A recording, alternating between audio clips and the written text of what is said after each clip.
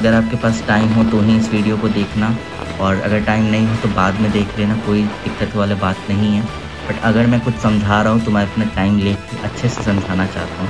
ऐसा नहीं है मैं चाहता तो इसको आपको बस बोल देते ऐसे ऐसे ऐसे ऐसे कर लो और जाके अपना देख लो कैसे कर। बट मैं यहाँ जनरल बता रहा हूँ, जिसको कोई भी नॉलेज नहीं है वो भी इस वीडियो को देख के एक प्राइस को सेट कर सकता है, उस हिसाब से मैं बना रहा हूँ, ठीक है।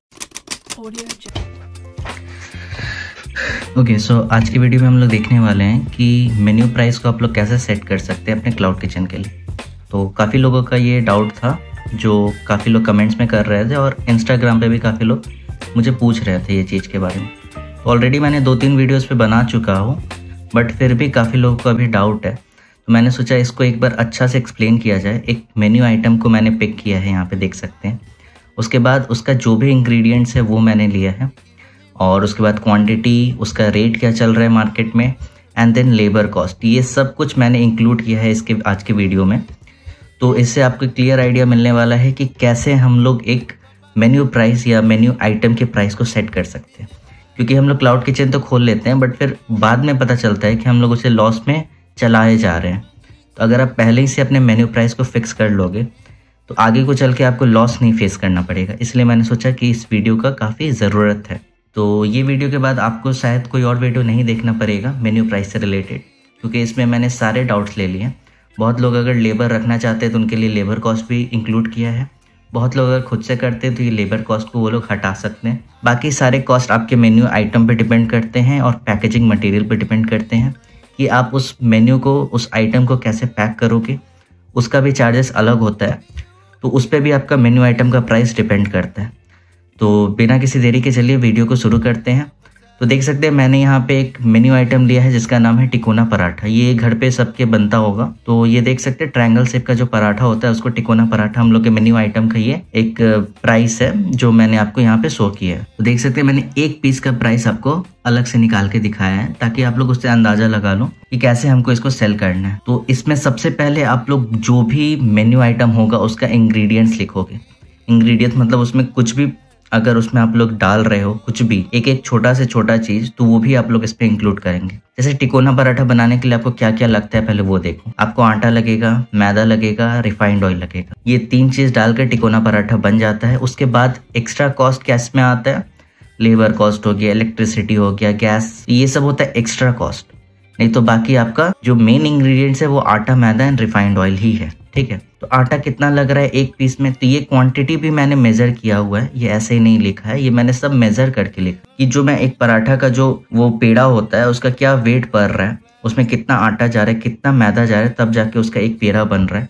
तो ये सब चीज मैंने क्वांटिटी को मेजर करके लिखा है। तो आपको भी हर एक चीज के क्वांटिटी को मेजर करना है। एक स्केल आता है जो कि घरों में यूज किया जाता है, अमेजोन, फ्लिपकार्ट वगैरह पे मिल जाता है, मैंने वीडियो में दिखाया हुआ है। तो वो स्केल आप लोग ले लेना, उसमें से हर एक क्वांटिटी को मेजर करना, छोटा से छोटा क्वांटिटी, क्योंकि सबका प्राइस होता है और सबका प्राइस हमें फिक्स करके चलना पड़ता है, तभी आप लोग प्रॉफिटेबल रहोगे। तो जैसे मैंने आटा लिया है तो यहाँ पे देखिए क्वांटिटी मैंने लिया है 25 ग्राम, मतलब एक पराठे में 25 ग्राम आटा लगता है। आटा का रेट मतलब मुझे खरीद कितना का पड़ता है, तो वो है 32 रुपये। और नेक्स्ट है मैदा। मैदा कितना लग रहा है, 25 ग्राम, उसका रेट मुझे 40 रुपये पड़ता है। तो ये सब रेट मुझे पड़ता है। आप लोग को शायद इससे महंगा पड़ता हो या इससे सस्ता पड़ता हो, तो वो आप पे डिपेंड करता है आप लोग इसका कितना रेट लेते हो। थोड़ा मोड़ा बढ़ा के ही लेना, ताकि आगे चल के अगर रेट बढ़ता भी है तो प्राइस पे इफेक्ट ना पड़े। नेक्स्ट है रिफाइंड ऑयल। रिफाइंड ऑयल लग रहा है 15 ml, मैंने यहाँ ग्राम ले लिया, 15 ml होगा ये, ठीक है। तो 50 मिलीलीटर आपको लगता है रिफाइंड ऑयल, उसका कॉस्ट मैंने लिया है 150। अब रिफाइंड ऑयल 100 रुपीज़ का भी आता है, 120 का भी आता है। 150 मैंने सबसे ज़्यादा कॉस्ट लिया है, क्योंकि जब मैंने मेन्यू बनाया था तो उस टाइम ऑयल के प्राइसेस काफ़ी हाई थे, इस कारण से मैंने यहाँ पे 150 लिया है। और आप लोग भी थोड़े ऑयल के प्राइस को ज़्यादा लेके चल रहे हैं, क्योंकि इसका प्राइस बहुत फ्लक्चुएट करता है, कभी घट जाता है कभी बढ़ जाता है। इस कारण से एक फिक्स प्राइस अपर साइड में लोगे तो लॉस होने का चांसेस बहुत कम होंगे। तो 15 ml मैंने रिफाइंड ऑयल लिया है, तो उसका कॉस्ट मुझे पड़ रहा है 2.25 रुपीज़, ठीक है। Next comes the labour cost. अब ये लेबर कॉस्ट निकालना काफ़ी इंपॉर्टेंट है। तो फर्स्ट 3 तो आपको समझ आ गया होगा। 25 ग्राम आटा जिसका पर केजी रेट है 32 रुपये, तो उसका मुझे कॉस्ट पड़ रहा है एक पराठा के लिए 0.8, मतलब 80 पैसे के लगभग। नेक्स्ट मैदा के लिए मुझे देना पड़ रहा है 1 रुपया। रिफाइंड ऑयल के लिए देना पड़ता है 2 रुपये 25 पैसे। Next comes the labour. अब लेबर में देखिए लेबर को कैसे निकालते हैं, लेबर चार्जेस को। तो देख सकते हैं मैंने यहाँ लिखा है साइड में लेबर कॉस्ट, ठीक है, ये आपको दिख रहा होगा लेबर कॉस्ट। अब यहाँ पे मैंने सैलरी माना है 10,000 रुपये, ठीक है। जो एक लेबर का एवरेज सैलरी होता है इस फूड बिजनेस में, तो वो मिनिमम 10,000 तो होता ही है, ठीक है। तो मैंने मिनिमम ही लिया है 10,000। आपका जैसे लेबर का कॉस्ट हो उस हिसाब से यहाँ पे आप लोग ले लेना, ठीक है। अब लेबर को आप हफ्ता में 1 दिन छुट्टी तो देते ही हो, ठीक है। 1 दिन छुट्टी देने का मतलब है कि हफ्ता में 7 दिन काम तो नहीं होता है, 1 दिन हमेशा छुट्टी रहता है क्लाउड किचन में। तो 1 दिन छुट्टी देने का मतलब अगर 30 दिन का महीना जोड़ते हैं हम लोग, तो एक हफ्ता में 1 छुट्टी मतलब महीना का 4 छुट्टी चला गया। तो लेबर एक्चुअली में काम कितना कर रहा है, तो 26 दिन काम कर रहा है, ठीक है। तो 10,000 मैं उसको कितना दिन के लिए दे रहा हूँ, 26 दिन के लिए दे रहा हूँ। अब 1 दिन में लेबर कितना भी ज़्यादा काम करता है तो 10 घंटा से ज़्यादा नहीं करता है, ठीक है। 10 घंटा मैक्सिमम कोई लेबर काम करता है, उसके बाद वो नहीं करना चाहता है, ठीक है। तो मैंने 10 आवर्स लिया है, मतलब 1 दिन में वो 10 आवर्स काम कर रहा है। मतलब 1 दिन का कॉस्ट उसका कितना पड़ रहा है मुझे, तो सबसे पहले मैं 10,000 को 26 से डिवाइड कर दूंगा। तो 1 दिन का कॉस्ट आप लोग देख सकते हैं यहाँ पे 385 रुपीज़ है, ठीक है। 385 रुपीज़ 1 दिन का। 1 दिन मतलब कितना, 10 घंटा। उसका 1 दिन मेरे लिए 10 घंटा के बराबर है, क्योंकि 10 घंटा के बाद तो वो घर चला जाएगा। तो 10 घंटा का कॉस्ट उसका पड़ रहा है 385 रुपीज़। तो 1 घंटे का कॉस्ट निकालते हैं, तो 1 घंटे का कॉस्ट कितना निकलेगा, 38.5 रुपीज़। मतलब मेरे लेबर का 1 घंटे का कॉस्ट मुझे 38 रुपया 50 पैसे के अप्रॉक्स पड़ रहा है, ठीक है। अब 1 घंटा से 1 मिनट पे आते हैं, तो हमको पता है कि 1 घंटा में होते हैं 60 मिनट, ठीक है। तो 38.5 को अगर हम लोग 60 से डिवाइड कर दें तो मेरे पास देख सकते हैं यहाँ पे आ रहा है 0.65 रुपीज़। मतलब 1 मिनट का कॉस्ट उसका है 65 पैसे, ठीक है। तो लेबर का, जिसको मैं 10,000 का सैलरी दे रहा हूँ, उसका 1 मिनट का कॉस्ट मुझे पड़ रहा है 65 पैसे। तो अब एक पराठा बनाने में कितना मिनट लगेगा वो देखिए। तो एक पराठा बनाने में मैक्सिमम 3 मिनट लगता है, उससे ज़्यादा नहीं लग सकता है। तो 3 मिनट को क्या करूँगा मैं, 0.65 इंटू 3 करूँगा। 1 मिनट का कॉस्ट था 0.65 इंटू 3 किया, तो मेरे पास देख सकते हैं 1.92 रुपीज़ आ गए, ठीक है। मतलब 1 रुपया 90 पैसे के आसपास मुझे लेबर का कॉस्ट देना पड़ रहा है एक पराठा बनवाने के लिए, ठीक है। तो यहाँ पे मैंने देखिए लेबर कॉस्ट भी इंक्लूड कर लिया। अब इलेक्ट्रिसिटी देखिए लगता नहीं है इस केस में, बट हम लोग सब कुछ इंक्लूड करें तो इलेक्ट्रिसिटी मतलब लाइट बल्ब जो भी किचन में जल रहा होगा उसका मैंने 1 रुपया ले लिया, ठीक है। एक पराठा बनाने के लिए 1 रुपये का कॉस्ट चार्ज, इतना नहीं लगेगा, इसका आधा लगेगा, बट मैंने 1 रुपया मान के चला है। Next comes the gas. तो गैस आप लोग कैसे निकाल सकते हैं, तो देखिए क्लाउड किचन अगर आपका अच्छा से चल रहा है तो 1 सिलेंडर 15 दिन तक चलता है, ठीक है। इसका भी मैंने लेबर कॉस्ट जैसे ही निकाला है, मैं आपको समझा देता हूँ। तो 1 सिलेंडर 15 दिन तक चलता है, ठीक है। मैंने 1 सिलेंडर का कॉस्ट 1200 लेके चला है, अभी कम हो गया बट उस टाइम 1200 था। तो 1 सिलेंडर का कॉस्ट मुझे 1200 पड़ रहा है, ठीक है। मतलब वो चलता है 15 दिन और मुझे पे करना पड़ रहा है 1200। तो मैंने फिर वही किया है, 1200 से डिवाइड बाई 15 कर दिया है, तो 1 दिन का कॉस्ट निकल गया। अब 1 दिन में कितना घंटे चल रहा है, तो 10 घंटे सिलेंडर चलता है, तो 10 घंटे इक्वल्स टू मेरा 1 दिन होता है। तो 10 घंटे का कॉस्ट जो भी आया उसको मैंने फिर क्या किया है, 1 घंटे में निकाला है, जैसे लेबर के लिए किया था।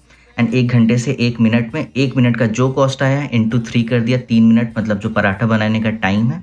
और उस हिसाब से मेरा गैस का आ रहा है आपका 0.5, मतलब 50 पैसे मुझे गैस में देने पर। तो इन सबको जब मैं ऐड करता हूँ, इंग्रेडिएंट्स हो गए, लेबर कॉस्ट, इलेक्ट्रिसिटी, गैस, तो मुझे आ रहा है 9 रुपये 47 पैसे, ठीक है। मतलब 9.5 रुपये के आसपास। तो मैंने इसको इक्विवेलेंट कर लिया है 10 रुपये, मतलब एक पराठा बनाने में मुझे 10 रुपये लगा। अब इसमें सब कुछ जोड़ लिया, पैकेजिंग मटेरियल भी जोड़ लिया, देख सकते हैं ये 1+1 जो है ये पैकेजिंग मटेरियल है। 1 रुपया मैंने जोड़ा है एल्युमिनियम पाउच का जो मुझे पड़ता है, और दूसरा 1 रुपया है जो प्लास्टिक बैग मैं देता हूँ जिसमें वो पाउच को लेके जाता है। तो मैंने 2 रुपया जोड़ा है, तो इसका टोटल कॉस्ट मुझे बनाने का आ रहा है 10 रुपये। मतलब 10 रुपया में 1 पीस तिकोना पराठा मेरा बन के रेडी हो जाता है, ठीक है। अब इसको सेल कितना में करेंगे, 10 रुपया तो हो गया मेकिंग चार्ज मतलब बनाने का कॉस्ट। अब इसको बेचेंगे कितना में, चलिए वो देखते हैं। तो देखिए यहाँ पे मैंने सेलिंग प्राइस ले लिया, देख सकते हैं कि अब जो हम लोग करने वाले हैं उसको कहते हैं हिट एंड ट्रायल मेथड। इसको मैंने पिछले वीडियो में भी समझाया हुआ है, फिर से आपको बता दे रहा हूँ कि ज़ोमैटो पे अगर हम लोग या स्विगी पे अगर हम लोग सेल करते हैं तो ऐसा नहीं है कि हम लोग प्राइस को बढ़ा के देख सकते हैं। जैसे कि मैंने 10 रुपये का अगर मेकिंग चार्जेस है, मतलब वो बनाने का कॉस्ट है, तो मुझे उसका कॉस्ट सेट करने के लिए अपना एक सेलिंग प्राइस फिक्स करके बैक कैलकुलेशन करना पड़ता है। मतलब अगर मैं 10 रुपये में बना रहा हूँ तो मैं सोचूंगा कि अगर इसके 20 रुपये में सेल करता हूँ तो डिडक्ट करके मेरे पास कितना बचेगा, ठीक है। ऐसे करके हम लोग प्राइस निकालते हैं। हम लोग एक बार में फिक्स नहीं कर सकते, इसको बैक कैलकुलेशन करके हमको निकालना पड़ता है कि कितना प्रॉफिट बचेगा। हाँ, उसमें बहुत लोग बोलते हैं कि अगर मुझे फिक्स करना है 40% या 50% का प्रॉफिट मार्जिन, तो कैसे करें। तो उसका भी सेम तरीका है। आप लोग पहले एक सेलिंग प्राइस को फिक्स कर दीजिए अपने माइंड से कि अगर 10 रुपये में बना रहा हूँ तो अगर 50 में बेचता हूँ तो कितना परसेंट बैक कैलकुलेशन करूँ, प्रमोशन हटाओ, कमीशन हटाओ, तो कितना बच रहा है। उसके बाद देखो प्रॉफिट परसेंटेज कितना निकल रहा है, ठीक है। उस हिसाब से प्रॉफिट परसेंटेज फिक्स कर सकते हैं। इसको आप लोग एक्सेल में करोगे तो एक फार्मूला बना लो, उसके हिसाब से कर सकते हो। बट मैं यहाँ जनरल बता रहा हूँ, जिसको कोई भी नॉलेज नहीं है वो भी इस वीडियो को देख के एक प्राइस को सेट कर सकता है। उस हिसाब से मैं बना रहा हूँ, ठीक है। करोगे कॉपी पेन लेके तो आप लोग प्राइस फिक्स कर सकते हैं। तो देखो यहाँ पे मैंने सेलिंग प्राइस को फिक्स कर दिया है 20 रुपीज़, ठीक है। अब अगर मैं 20 रुपीज़ फिक्स कर रहा हूँ तो उसमें क्या क्या डिडक्ट होंगे। अब यहाँ मैंने देख सकते हैं प्रमोशन लिया है। तो मैं हर एक वीडियो में आपको बोलता हूँ कि मैं कोई भी अपने रेस्टोरेंट में, मतलब क्लाउड किचन में, एड्स रन नहीं करता। अब एड्स रन नहीं करोगे तो कुछ तो करना होगा कस्टमर अट्रैक्ट करने के लिए। तो मेरा क्या सजेशन है कि आप लोग प्रमोशन रन करो। प्रमोशन मतलब क्या, ऑफर्स दो, डिस्काउंट दो, ताकि लोग को लगे कि हाँ इधर डिस्काउंट मिल रहा है तो इधर से ऑर्डर करना चाहिए। आपका क्वालिटी अच्छा होगा, क्वांटिटी अच्छा होगा, और अगर आप लोग डिस्काउंट दोगे तो कस्टमर ज़रूर आपके पास ही आएगा, ना कि किसी जो ऐड रन कर रहा है उसके पास जाएगा। अगर आपके पास अच्छा खासा ऐड रन करने के लिए रेवेन्यू है, पैसा है, तो कर सकते हो, उसमें कोई दिक्कत नहीं, अच्छा चीज़ है। बट अगर नहीं है तो प्रमोशन से काम चल सकता है। तो यहाँ पे देख सकते हो मैंने 30% प्रमोशन के लिए डिडक्ट किया है। अब 30% क्यों किया है, क्योंकि देखो मैं जो नए कस्टमर होते हैं जो मेरे पास ऑर्डर नहीं किए हुए हैं उनको मैं 30% या मैक्सिमम 75 का ऑफ देता हूँ। ये जोमेटो का क्राइटेरिया है, या तो 30% या तो मैक्स टू मैक्स जितना भी अगर डिडक्ट होगा 30%। मतलब अगर मान के चलो कि कोई 300 का डिश है, ठीक है, 300 का 30% कितना हो गया, 90 रुपये। तो जोमेटो बोल रहा है आपको 90 रुपये नहीं देना है, उसमें वो मैक्सिमम कैप लगा देता है, मतलब 75 का मैक्स कैप लगा देता है। या अगर आपको 30% अगर आपने लगाया है तो आपको मैक्स टू मैक्स 75 ही जाएगा, ठीक है। ऐसा नहीं है कि अगर 300 का डिश है तो 90 रुपया डिडक्ट हो जाएगा प्रमोशन में, नहीं, 75 ही डिडक्ट होगा। ये जोमेटो का क्राइटेरिया, उससे हमको मतलब नहीं है। मैंने 30% बस यहाँ पे आपको समझाने के लिए लिया है कि प्रमोशन के लिए हम लोग 30% अगर हटा भी दें तो मेरे पास कितना पैसा बचेगा, ठीक है। तो 30% मैक्सिमम है, इससे ज़्यादा डिस्काउंट देने का ज़रूरत नहीं है। न्यू कस्टमर को 30%, ओल्ड कस्टमर को 20%, ठीक है। तो ये चीज़ आप लोग मेंटेन करोगे तो आप लोग भी समझ जाओगे धीरे धीरे। तो देखो अगर मैं 10 रुपये का पराठा बना रहा हूँ और उसको 20 में सेल करता हूँ तो प्रमोशन के लिए मैंने 30% को डिडक्ट कर लिया है। तो 20 रुपये में से 30% जाएगा, मतलब 6 रुपया जाएगा, तो बचेंगे मेरे पास 14 रुपया। अब ये 14 रुपया भी मेरा कोई नेट प्रॉफिट तो हुआ नहीं, या नेट सेल तो हुआ नहीं, इसमें से भी मुझे अभी कमीशन देना है जोमेटो या स्विगी, जिस भी प्लेटफॉर्म पे मैं सेल कर रहा हूँ। तो 14 रुपया में से 30% और डिडक्ट करूँगा मैं, तो देख सकते हो 4 रुपया 20 पैसे। तो मेरे हाथ में कितने बच रहे, मेरे अकाउंट में कितने आएंगे, 9 रुपया 80 पैसे। मैंने बनाए कितने के थे पराठे, 10 रुपये के पराठे बनाए थे, 9 रुपये 80 पैसे मेरे अकाउंट में आ रहे हैं, मतलब इधर मुझे 20 पैसे का लॉस है। तो लॉस करके क्यों बिजनेस करना है, ठीक है। इसमें लॉस है क्योंकि 30% कोई अगर नया कस्टमर है, तो अगर ओल्ड कस्टमर है तो इसमें भी आपको प्रॉफिट दिखेगा, ठीक है। लेकिन मैं कहता हूँ कि नए कस्टमर को भी क्यों लॉस में सेल करो, आप प्रॉफिट में दे के सेल करो। तो ये 20 की जगह अगर मैं इसको और थोड़ा इंक्रीज कर दूँ तो शायद मेरा प्रॉफिट आ जाएगा, या मैं एटलीस्ट ब्रेक इवन आ जाएगा। तो अगर 20 की जगह हम लोग 25 में सेल करते हैं तो क्या होगा। अब आप लोग बोलोगे 25 में कोई क्यों खरीदेगा पराठा, ठीक है। तो 25 में तो वो नहीं खरीद रहा ना, उसको तो देखिए प्रमोशन भी मिल रहा है, ठीक है। तो जहाँ भी प्रमोशन होगा ना, कस्टमर हमेशा वहीं आता है, ठीक है। अगर आप 15 रुपये का सेल करोगे या 10 का भी सेल कर दोगे ना और उसमें प्रमोशन नहीं डाल रहे हो तो कस्टमर को लगेगा कि ये महंगा ही बेच रहे हैं। और उसी की जगह अगर आप 20 में या 30 में सेल करोगे, आप प्रमोशन डाल दोगे 30%, 40%, तो कस्टमर को लगेगा ये सस्ता ही बेच रहा है। भले ही उसके लिए महंगा पड़े लेकिन फिर भी उसको लगेगा कि ये मेरे लिए सस्ता है। कस्टमर जो है वो प्रमोशन के पीछे जाता है। हम लोग भी एज ए नॉर्मल कस्टमर अगर ऐसे कहीं भी मॉल वगैरह शॉपिंग करने जाए तो हमेशा देखते हैं कि कहाँ डिस्काउंट चल रहा है, कहाँ प्रमोशन चल रहा है।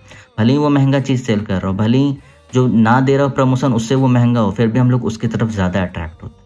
तो यही चीज़ हम लोग यहाँ भी यूज़ करने वाले हैं। तो अगर हम इस 20 की जगह इसको 25 कर दें एक पीस के पराठे को, तो देखिए क्या होता है। तो देखिए अब मैंने यहाँ क्या किया, सेलिंग प्राइस को 25 रुपये ले लिया, ठीक है। मतलब एक पराठा को मैं 25 रुपये में सेल करूँगा। तो डिडक्शन में क्या क्या होगा, प्रमोशन हो जाएगा 30%, ठीक है। प्रमोशन का 30% गया तो मेरे पास बना 17 रुपया 50 पैसे, ठीक है। अब इसमें से भी मुझे कमीशन देना है, तो ठीक है कमीशन भी दे देते हैं। कमीशन भी कितना, 30% कमीशन जाता है। मतलब जोमेटो के लिए 28%, स्विगी के लिए 30%, बट मैंने यहाँ एज अ जनरल लिया है 30% कमीशन। तो 30% कमीशन में हटा भी देता हूँ तो मेरे पास बचते हैं 12 रुपया 25 पैसे, ठीक है। तो ये 12 रुपया 25 पैसे मुझे बचे। मैंने बनाया कितने में था, 10 रुपये में। तो 2 रुपया 25 पैसे का मुझे यहाँ प्रॉफिट हुआ है, ठीक है। और प्रॉफिट इससे जनरली ज़्यादा ही होगा, क्योंकि देख सकते हैं मैंने हर चीज़ को बढ़ा के लिया। मतलब कोई भी चीज़ का दाम है उसको थोड़ा थोड़ा मार्केट रेट से ऊपर रखा है, ताकि कभी भी लॉस फेस ना करना पड़े, ठीक है। तो कस्टमर को भी इसमें अगर आप प्रमोशन देते हो 30% का, तो वो आप ही से लेगा। बस आपको क्वालिटी और क्वांटिटी को अच्छा से देना है और कुछ नहीं करना आपको। जहाँ प्रमोशन आता है कस्टमर वहीं जाता है।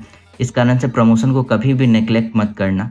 अपने मेन्यू आइटम का प्राइसेस में प्रमोशन को ऑलरेडी ऐड कर लेना, ताकि आपको कभी लॉस ना हो और कस्टमर को भी लगे कि ये रेस्टोरेंट या ये क्लाउड किचन अगर प्रमोशन दे रहा है तो मुझे यहीं से लेना चाहिए। क्योंकि कस्टमर ऐसा ही सोचता है, आप और मैं भी ऐसे ही सोचते हैं, इसलिए ये हमेशा ही काम करेगा। तो जैसा कि मैंने बताया, इस हिसाब से आप लोग कोई भी मेन्यू आइटम के प्राइस को फिक्स कर सकते हैं और बहुत अच्छे से प्रॉफिटेबल एक बिजनेस कर सकते हैं। बहुत लोग बोलते हैं क्लाउड किचन में प्रॉफिट नहीं है। प्रॉफिट क्यों नहीं है वो मैंने बता दिया, क्योंकि आप लोग अपने मेन्यू के आइटम प्राइस को ये कंपटीशन के कारण कम करके रखे हो। कंपटीशन में कम करोगे तो कभी भी सर्वाइव नहीं कर पाओगे, क्योंकि आपसे भी कम में कोई आके सेल करके चला जाएगा, ठीक है। इसलिए हमको कंपटीशन नहीं करना है। क्वालिटी क्वांटिटी अच्छा दो, पैकेजिंग अच्छा दो, फूड जो टेस्ट होता है उसमें इम्प्रूवमेंट्स करो। अपना प्राइस पे कभी भी कम रख के मत सेल करो, लॉस में बिजनेस मत करो।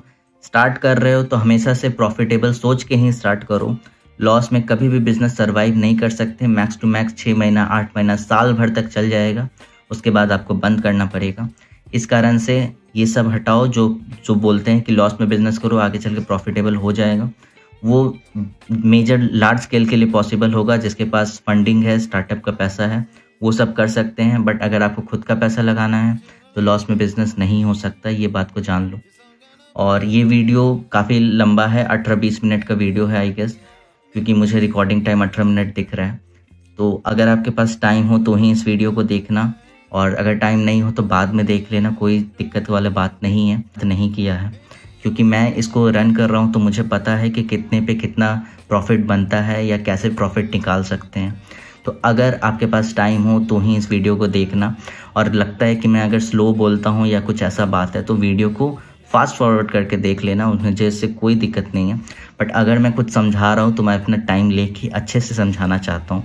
ऐसा नहीं है मैं चाहता तो इसको आपको बस बोल देते ऐसे ऐसे ऐसे ऐसे कर लो और जाके अपना देख लो कैसे करना। बट मैंने एक एक चीज़ को लेके चला है, कब प्रमोशन देना है, कितना प्रमोशन देना है, कितना कमीशन कटता है, सब कुछ एकदम डिटेल वाइज बताया है।